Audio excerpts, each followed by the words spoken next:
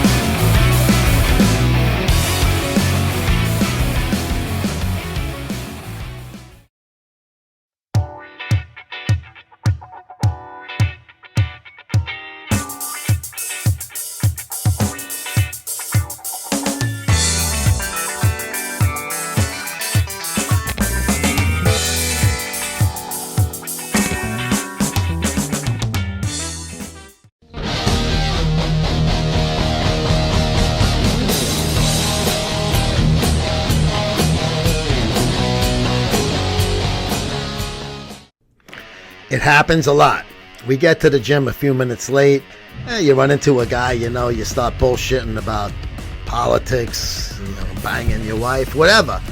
And next thing you know, you're like, fuck, man, I got to get out of here by whatever time, and I just wasted 15 minutes. So I'll skip cardio today.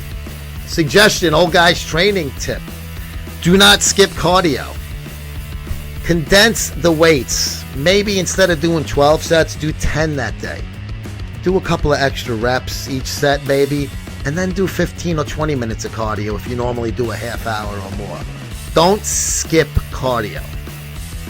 I'm guilty of it.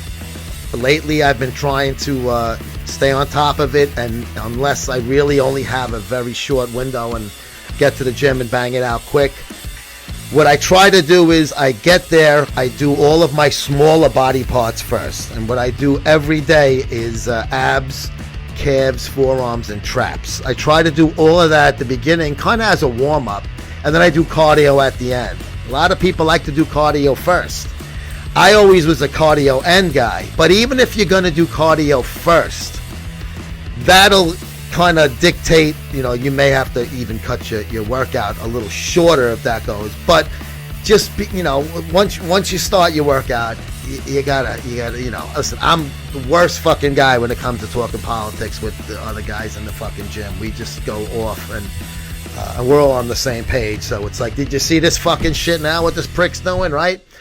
So, but once I say, oh fuck, let me get moving, man, I'll talk to you later, I get my shit done quick. I always do my short rest periods like Greg showed me how to do. Best fucking workout I ever did, because following Greg's advice. Best workout I ever did. Higher reps, medium weight, lower medium weight. You don't have to fucking max all the time. And key to it is a short rest period. That also helps you get your workout done quicker, where you can have more time for cardio. So when I do that, all right, sometimes what I'll do is I'll skip those calves, abs, forearms and traps.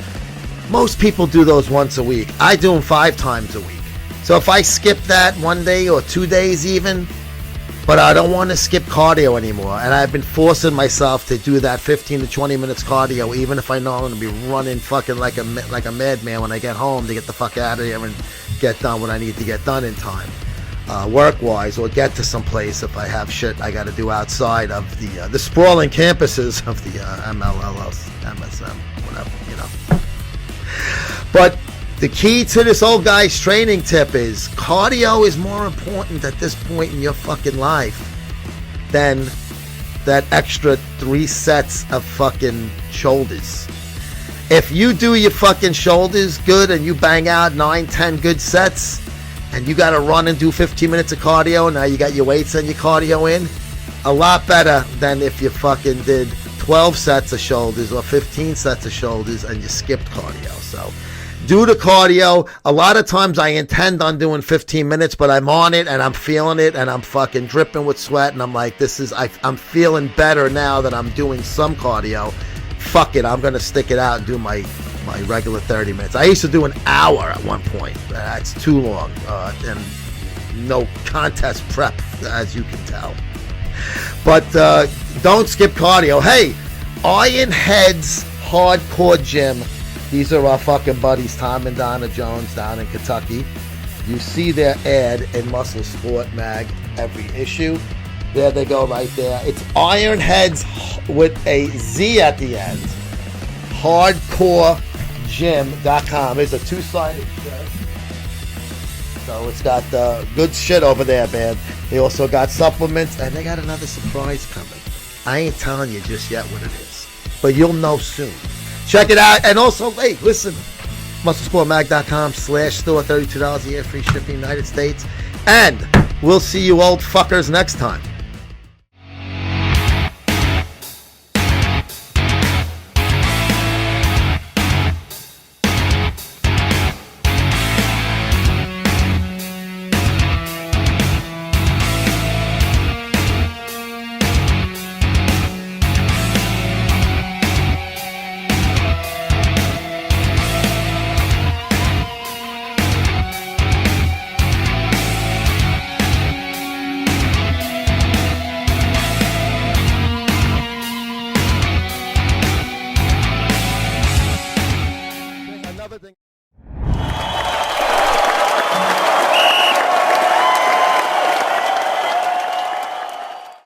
What a way to cap off the great season that was for the USFL with that 33-30 championship game victory by the Birmingham Stallions over the Philadelphia Stars. This was a very exciting game. It looked early on as if Birmingham was going to be able to win. It looked like at one point it may even be a one-sided affair, but Philadelphia kept in the game. And then even near the end of the game, we still weren't sure of the outcome until that last pick with less than a minute to go by Birmingham. But what a great job by Case Cookus, the Stars quarterback. I mean, This guy came off the bench in week 3. That was the week that MSM was down there in Birmingham in person. Took over for Scott and never looked back. He was the second leading quarterback in the league, pretty much for all the top stats. He had a great game. Unfortunately, it looks like he had a broken fibula at one point after he really did well, and then ended up being their third-string quarterback. Costello came in, ended up throwing a couple of picks, but he had a couple of nice passes too, which made it kind of tight still at the end. And how appropriate Scooby Wright, the middle linebacker for Birmingham, to do that pick six, a 43-yard pick in return for 6 to put him up by 10, but then Philly scored the touchdown, and it was just an exciting game. They even tried the version of the onside kick, the 4th and 12, and just great game. The crowd at the Hall of Fame Stadium in Canton looked to be a pretty decent sized crowd there. They did have in one end of the end zones, they had the tarp there like they had in Alabama for the hub city. But I don't think this league was really concerned about attendance game in and game out. The ratings were fantastic. You had over 1.5 million viewers for the championship game on Fox. They had 2 major networks with Fox and NBC behind them. You had a good crowd at the Stallions games in Birmingham, and that's why I also think it was important for Birmingham to win this game. They ended up only losing 1 game overall in the whole season to the Houston Gamblers. And Birmingham really was the team that obviously was the local team at Protective Stadium. So their games had the best crowds. So I think it was good for the league overall to have the Stallions win the championship. It was just a very exciting year, especially coming on the heels of the Alliance of American Football and the XFL, both unable to finish their first season for respective reasons. AAF money, they ended up having to sell the league halfway through, and then the new owner, the owner of the Carolina Hurricanes in the NHL, obviously, I think he just bought it for a loss and then folded the league partly through the first season. And the XFL, Vince McMahon owned league, unfortunately had to go, stop play during the season because of COVID, when everything was stopped. And then they sold it at auction. And we'll see, they're scheduled to open in February 23. The Rock, Dwayne Johnson, I've said my piece about him. I will listen. I hope I'm wrong. I hope I can put my foot in my mouth, eat my hat, whatever you want to do it. The XFL surprises me and does get on the field and start. The Rock has just never been able to do what he's come out and said, and you can look up many reasons why. I've had many articles about that too. And they said between 2 and 4 teams will play a traditional home and away schedule. Originally it was supposed to be 4. Now they're saying 2 to 4. Listen, there's not many teams that are going to be able to support people in the stands. I think even having the hub in Birmingham again, if they do decide to do that again, is not a bad idea whatsoever. But congratulations to the USFL. Just been it was a lot of fun covering and watching all the games, and especially going down there, and I'm going to do it again next year. I can't wait.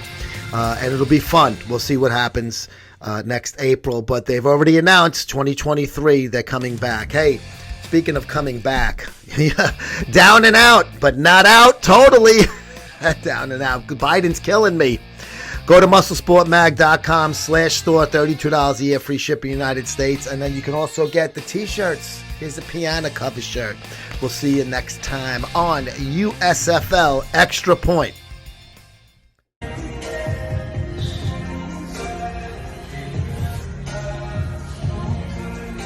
There you go.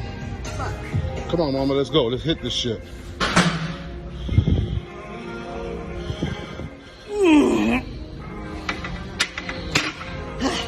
Nothing really matters. Anyone can see. Nothing really matters. Nothing really matters to me.